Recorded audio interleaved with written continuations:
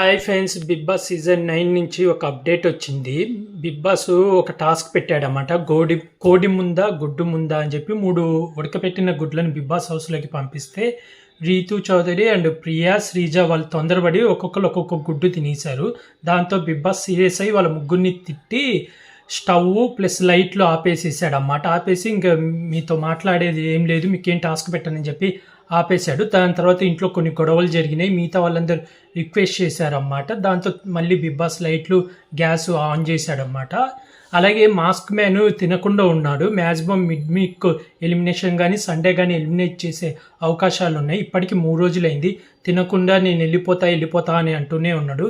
House mates అందరూ బతిమాలుతున్నా కూడా మాట వినట్లేదు. మ్యాక్సిమం మాస్క్ మ్యాన్ అయితే ఎలిమినేట్ చేసే అవకాశాలు అయితే ఉన్నాయి.